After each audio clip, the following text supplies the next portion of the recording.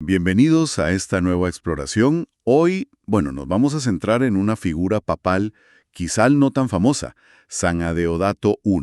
Fue el papa número 68, pontificado muy breve, del 615 al 618, apenas 3 añitos. Sí, muy corto. Pero lo interesante, y es lo que vamos a analizar hoy, es cómo su vida, según un texto teológico que tenemos aquí, pues ilumina una idea clave: la caridad como la verdadera fuente de la autoridad espiritual. Efectivamente. El texto que manejamos profundiza bastante en su legado y argumenta que, fíjate, a pesar de esa brevedad, su pontificado ofrece un modelo de liderazgo, bastante particular y, según el autor, perenne, duradero. Claro, y nuestro objetivo hoy es un poco desentrañar eso, ¿no? O sea, cómo un liderazgo basado en el servicio, en la compasión, tan distinto a la idea que solemos tener de poder, puede ser fuente de una autoridad sólida. El texto lo contrasta mucho con el poder más, digamos, mundano. Y aquí el contexto histórico es fundamental, de verdad. Para entender la tesis del texto hay que situarse. Adeodato I fue papa en una Roma terrible, devastada por la peste, por el hambre. Puf, un panorama desolador. Exacto. Un escenario extremo que, claro, puso a prueba la naturaleza misma de su autoridad y, sobre todo, cómo decidió él ejercerla. Es justo en esa crisis donde, según este análisis, se revela su modelo de liderazgo. Vale, pues vamos a meternos en materia. Para empezar a entender este enfoque tan particular de la autoridad que el texto le atribuye a Deodato, ¿cuál sería el punto de partida, la base? Pues mira, el texto arranca situando a Adeodato sobre una base claramente evangélica. Argumenta que el Evangelio lo que hace es proponer una inversión, casi radical, diría yo, de la lógica del poder que suele imperar en el mundo. Le da la vuelta completamente. Una inversión. Suena fuerte eso. ¿En qué sentido exactamente? Pues se apoya en referencias clave, claro, como esa de Marcos capítulo 9. El que quiera ser el primero, que se haga el servidor de todos. Esta frase, para el texto, es el eje. Define la autoridad espiritual no como dominio, no como estar arriba para mandar, sino como servicio, como ponerse al nivel, incluso por debajo, para sostener a los demás. Entendido. O sea, la autoridad no es tanto mandar como sostener sirviendo. Pero, a ver, ¿cómo se articula eso en una estructura como la Iglesia, que tiene su jerarquía, ¿no? Ahí está el meollo del argumento. Según el texto, Cristo no vino a fundar una jerarquía de mando al estilo de los reinos de este mundo, sino algo que el autor llama una comunión de amor. Y en esa visión, cada escalón de autoridad no es más poder para uno mismo, sino un grado más profundo de entrega, de responsabilidad por los otros. Comunión de amor frente a jerarquía de mando. Es un matiz importante, desde luego. Y el texto lo ilustra con una imagen muy, muy potente. Dice algo así como: el trono de Pedro no está sobre los hombres, sino bajo sus cargas. Es una metáfora que busca condensar toda esta teología del servicio, ¿entiendes? Sitúa al líder no por encima, sino, soportando el peso con los demás, codo con codo. Bajo sus cargas. Uf, la verdad es que cambia bastante la perspectiva habitual del poder y del liderazgo. ¿Y qué implicaciones tiene esto para la Iglesia como institución, según el análisis? Pues la implicación que saca el texto es directa. La Iglesia es un reflejo fiel del reino que anuncia cuando vive esta verdad, ¿no? Cuando encarna este servicio desde arriba hasta abajo. Y, al revés, se desdibuja, pierde credibilidad, pierde fuerza espiritual, cuando olvida esta raíz y adopta modelos de poder más, basados en el dominio, la distancia o incluso la ostentación. Y aquí es donde volvemos a Deodato I. El texto subraya algo que llama la atención. No tenemos grandes escritos teológicos suyos. No fue un papa de encíclicas o grandes documentos doctrinales. Su teología, por así decirlo, fue más bien Vivida. Exactamente. El texto argumenta justo eso, que su respuesta a esa crisis tan brutal de peste y hambre en Roma fue la compasión activa, puesta en práctica. Se cuenta cómo salió él personalmente a las calles a cuidar de los enfermos. O sea, no se quedó gestionando la crisis desde un despacho en palacio, ¿sabes? Se implicó físicamente. Y aquí es donde la cosa se pone interesante.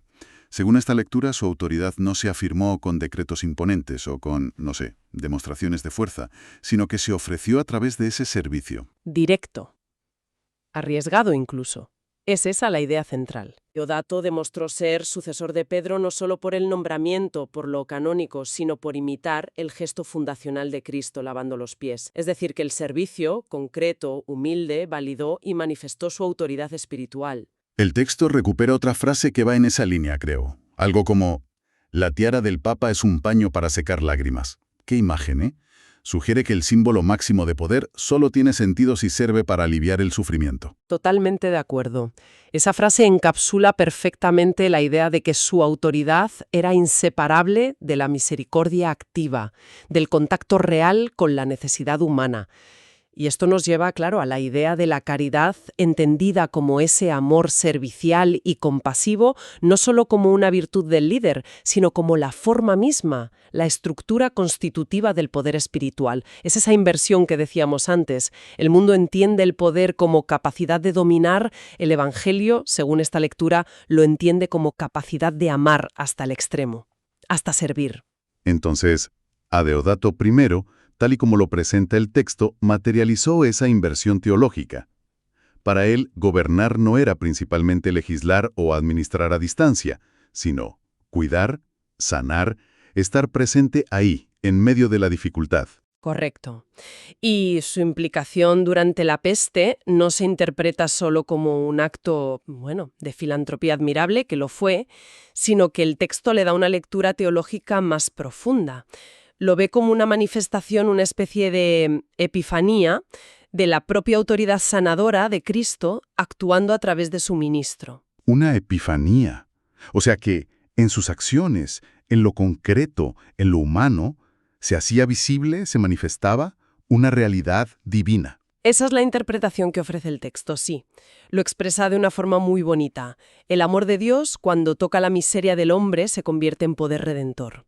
Lo que se destaca de Adeodato es que parece que logró unir, sin fisuras aparentes, la fuerza del ministerio papal, la autoridad del cargo, con la ternura del corazón, la compasión personal y directa, y el texto sugiere que es justo en esa unión donde reside la verdadera autoridad espiritual. Hay un detalle que podría parecer menor casi.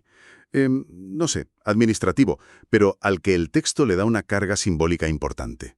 Adeodato introdujo el uso más generalizado de los sellos de plomo, las bulla, para autenticar los documentos papales. ¿Por qué se considera esto significativo? Claro, a primera vista parece un detalle técnico, ¿no? De la Cancillería papal de la época. Pero el simbolismo que extrae el texto es potente. Fíjate, el plomo. Bueno, es un material humilde, es opaco, no brilla como el oro. Cierto. Sin embargo, es denso, es resistente, tiene peso.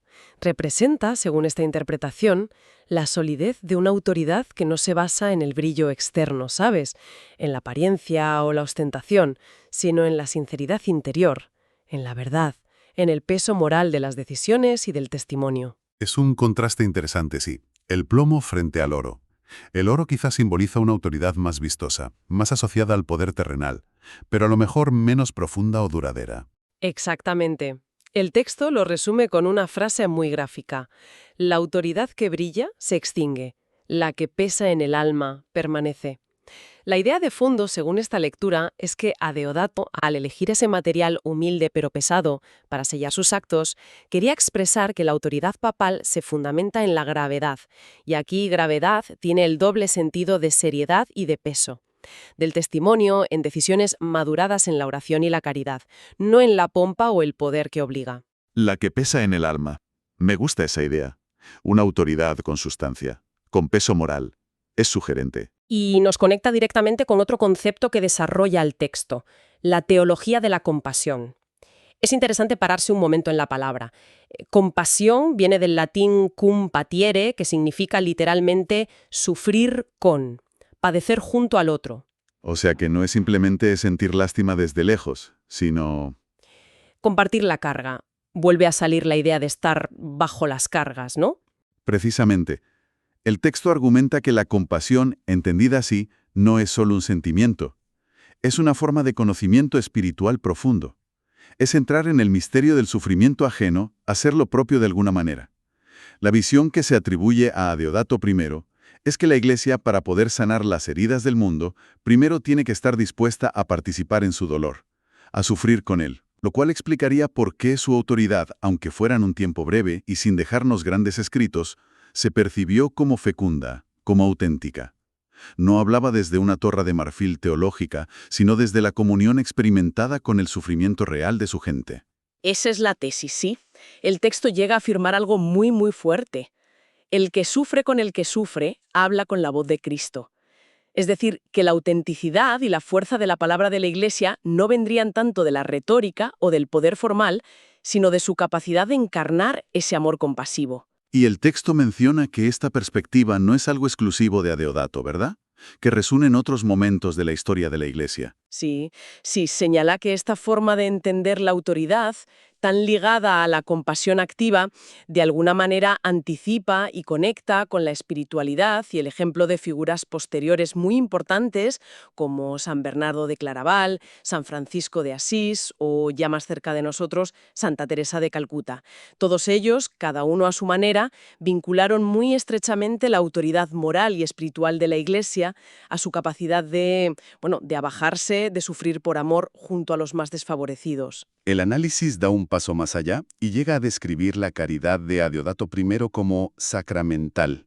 ¿Podrías desglosar un poco qué significa eso aquí? ¿Suena un poco denso? A ver, sí, es un concepto teológico. Intenta explicar que sus actos visibles de amor y cuidado, como tocar a los enfermos, consolarlos, atenderlos, no eran simplemente buenas obras humanas, sino que funcionaban como signos eficaces que hacían presente la gracia invisible de Cristo.